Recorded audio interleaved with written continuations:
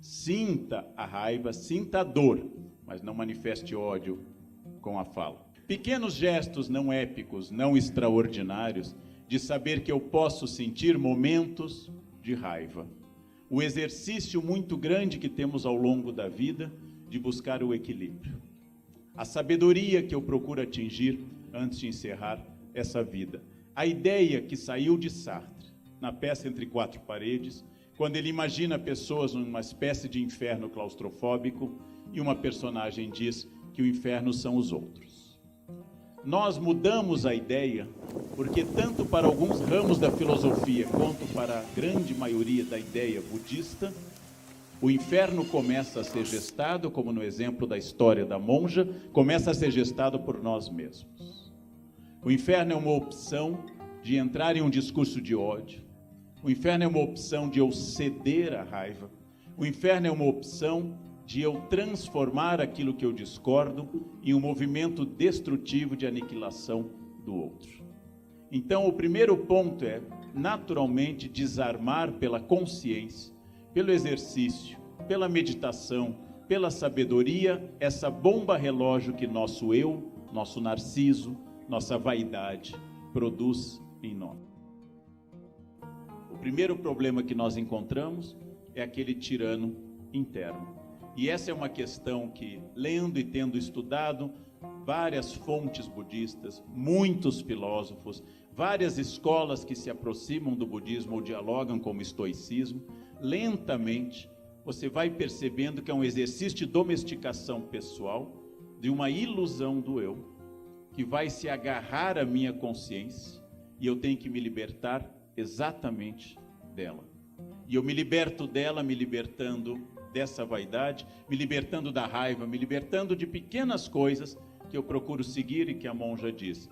Não escrever o palavrão porque ele contém uma capacidade de agressão que atinge a pessoa e atinge a mim.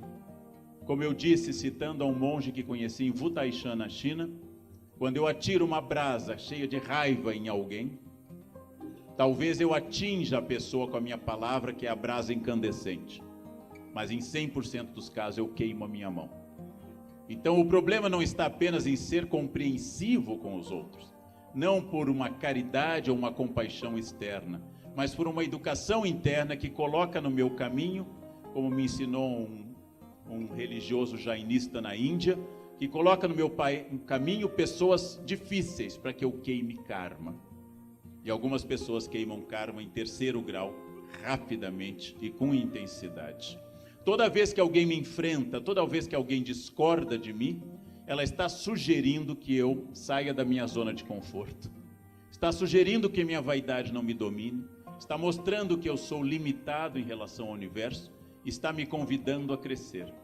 Todas as vezes que alguém concorda inteiramente comigo, me elogia e acha o máximo qualquer bobagem que eu digo, essa pessoa está favorecendo o meu narciso. Ela está favorecendo o meu eu. Está impedindo que eu cresça. Que consciência é tudo, do que eu quero, do que eu acredito, do que eu sei. Se eu for uma pessoa consciente, autônoma, se eu for uma pessoa pensante, crítica, analisada, que tenha dito com clareza o que eu gosto e eu não gosto, pessoalmente, sexualmente, materialmente, eu raramente vou ser ofendido. Eu raramente vou deixar que um antipático me perturbe.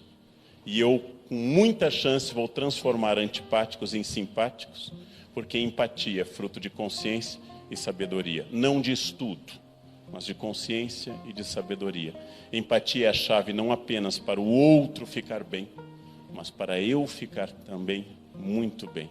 E para eu ficar bem, eu preciso oferecer ao outro a certeza de que a minha paz, minha estabilidade, a minha harmonia interna não pertence nem ao governo, nem aos clientes, nem aos motoristas do trânsito caótico brasileiro, nem aos preconceituosos, nem aos racistas, nem aos misóginos, mas pertence a mim, exclusivamente a mim, e ninguém pode me tirar, porque aquilo que for a minha consciência é o único valor que eu jamais perderei. Se eu tiver certeza disso, gente, a minha vida se transforma para sempre, e eu me torno uma pessoa melhor, que é o meu grande desejo de vida hoje, envelhecer sábio. Tá difícil? Está complicado, quase nunca consigo, mas eu gostaria de morrer, sabe? Para não sofrer aquela praga do bobo do Rei Lear do Shakespeare que diz: pobre rei, que ficou velho antes de ficar sábio. O único consolo da idade é a sabedoria.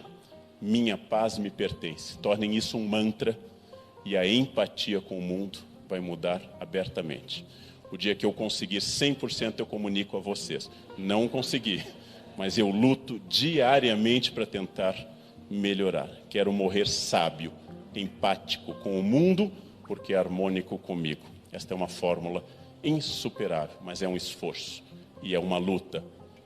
E quem quiser, comece essa luta hoje, porque ela é possível de atingir o grau de equilíbrio caracterizado pela sabedoria. Muito obrigado pela atenção.